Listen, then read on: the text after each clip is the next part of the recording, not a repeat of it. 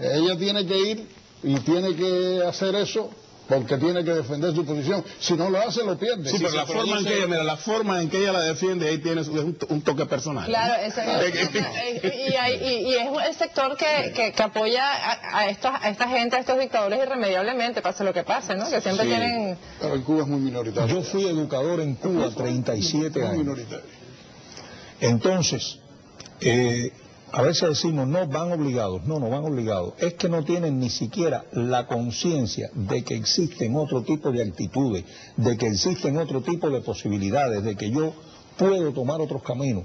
Señores, en la educación cubana, cuando se dice que se le inculcan valores al niño, el valor predominante, el valor cardinal, el valor que tiene que tener todo niño es su fidelidad incondicional a la revolución. Y la obediencia. Y la obediencia absoluta al sistema. Pero por eso las comunicaciones y los medios somos los principales enemigos. Exactamente. Los que transmitimos información. Damos algo alternativo. Claro. Cuando tú desarmas el sistema de valores de una persona, el sistema de valor de ciudadano, entonces ya sencillamente lo conviertes en víctima del propio discurso. Entonces, si esa persona no tiene acceso a un periódico que no sea Granma, si no tiene acceso a un internet, si no tiene forma de conocer... Por eso entonces la reacción de que no haya blogueros, de que no haya... Justamente, Claro, es eso. justamente. Vamos a ver... Información es poder, como decía Radio Martí.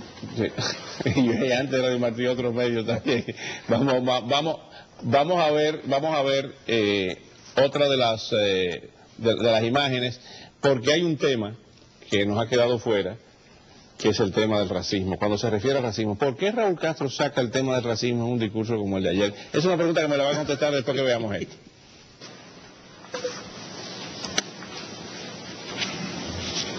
Meditando sobre estas cuestiones, no tengo otra alternativa que expresar en voz alta mi pensamiento de que considero que es una verdadera vergüenza el insuficiente avance en esta materia en 50 años de revolución. A pesar de que el 65% de la fuerza laboral técnica se compone de mujeres y que la ciudadanía, nuestra ciudadanía, forma un hermoso arcoíris racial sin privilegios formales de tipo alguno, pero subsisten en la práctica, como expresara Fidel en la clausura del Congreso Pedagogía 2003, que aún en sociedades como la de Cuba, surgida de una revolución social radical, donde el pueblo alcanzó la plena y total igualdad legal y un nivel de educación revolucionaria que echó por tierra el componente subjetivo de la discriminación, esta existía todavía de otra forma. Fidel la calificó como discriminación objetiva, un fenómeno asociado a la pobreza y a un monopolio histórico de los conocimientos. Monopolio histórico de los conocimientos, y la revolución echó por tierra la discriminación subjetiva. No, mira, dice varias cosas que son objetivamente inaceptables, ¿no? En primer lugar, está diciendo que la revolución eliminó el sistema legal que propiciaba la discriminación. Eso no es cierto, porque lo mismo en la República de 1901, que en la República del 40, que en la República que surge a partir de la Constitución del 76 y el internet era el interno que tuvo en el medio, en todas las constituciones cubanas ha habido una cláusula que dice que todos los ciudadanos son iguales, al margen de la raza. Todos los ciudadanos son iguales ante la ley. Ante la ley.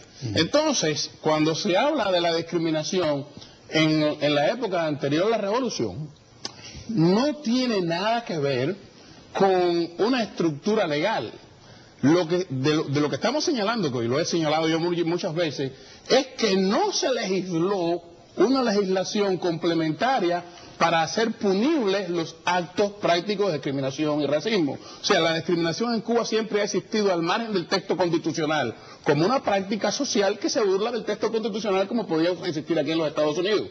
La otra cosa, la Revolución Cubana, en la Constitución cubana, ocurre lo mismo. Y esta vez, el Código Penal tiene un acápite donde se condena la discriminación, pero no hay forma de aplicarlos, hasta el punto que ni en toda la historia republicana, ni en toda la historia revolucionaria, ha habido un solo caso jurídico en el que se pueda alegar un caso de discriminación. El problema es otro.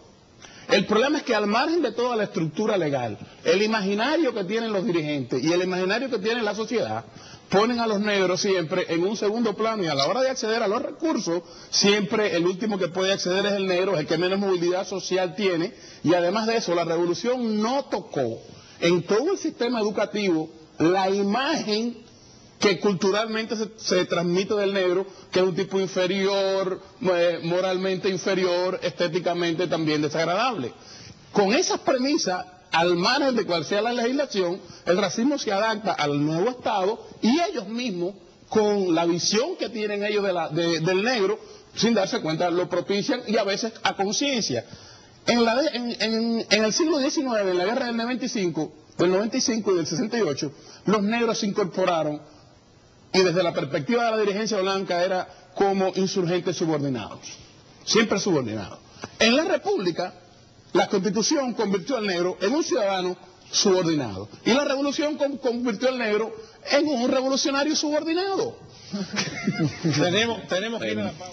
Separándonos un poquito del tema, pero tiene que ver con todo esto del gobierno de Chávez. ¿Es cierto que el cónsul venezolano en Miami no le está dando pasaporte a los venezolanos que están aquí? Pero es que además lo dijo públicamente, él lo anunció oficialmente. Eso no es un chisme que anda corriendo por ahí. El Nuevo Herald incluso lo publicó, que no se le va a dar pasaporte a quienes han solicitado asilo en los Estados Unidos. De hecho, yo puedo dar fe de que a mí me llegó el turno, en el sentido de que me llegó la cita y me la eliminaron porque yo estoy en situación de asilo. Entonces no tengo derecho a tener un pasaporte de mi país. ¿Tú no tienes pasaporte? Yo no tengo pasaporte, no puedo salir de los Estados Unidos a menos que me den un pasaporte de refugiado, y eso es un proceso que es sumamente engorroso, ¿no? Es la misma receta. ¿A dónde ha llegado, no? La misma receta de allá. Bueno, todavía Castro no ha negado pasaporte. Es que ni siquiera Fidel Castro lo ha hecho.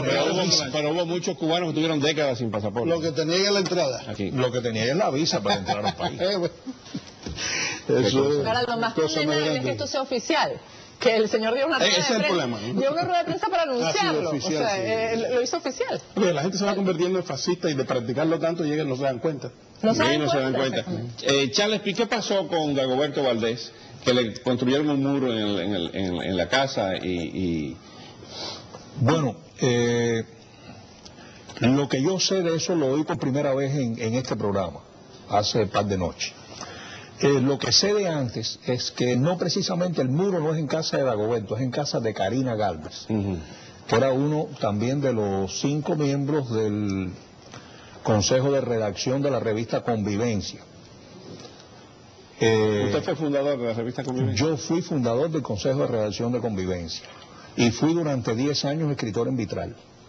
Publiqué 3 libros por la editorial Vitral, de ellos 2 premiados en el Consejo Literario de la revista anualmente. Karina estaba haciendo una especie de terraza en el patio, algo acogedor, donde nosotros solíamos reunirnos a preparar el próximo número de la revista.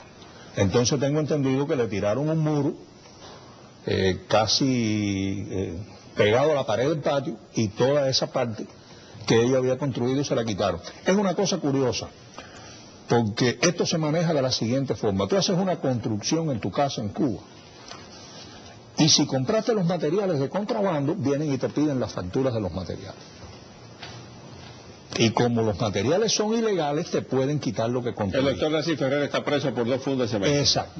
Pero sí, preso por eso. Bueno, bueno, está bien, pero esa es la excusa, ¿no? Pero si los materiales no son ilegales, entonces te van a decir, ¿y de dónde tú tienes ¿Y dólares? dónde sacaste el dinero para...? Si yo no te pago a ti en divisa. Claro, claro. Y entonces la conclusión final es que esos dólares son un sueldo que se le paga a esas personas porque sirven a un amo extranjero, porque son agentes de la CIA.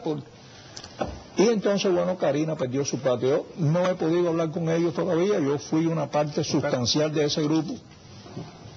Como ex miembro, ¿quiere agregar algo más sobre esto? No, sí. Después agrega. Después agrega. Doctor Guzmán, que hace rato que no habla. Ajá. Doctor Guzmán, en la pregunta de un descalabro mayor en la economía venezolana que impida los acuerdos con Cuba, ¿a dónde llevaría esto? Ustedes hablaron de que pudiera ser la repetición del fin del subsidio soviético, pero ¿no sería más grave ahora? Bueno, mire, con el subsidio venezolano, que es cuantioso, la revolución cubana tiene una economía en precaria. Tan precario, es decir, lo están diciendo, la libreta de abastecimiento, que si los comedores obreros lo están cerrando, que si esto. Si eso colapsa, bueno, la economía cubana, es decir, no tiene sustento alguno, realmente. Y a pesar, repito, del subsidio venezolano, está en una situación económica precaria.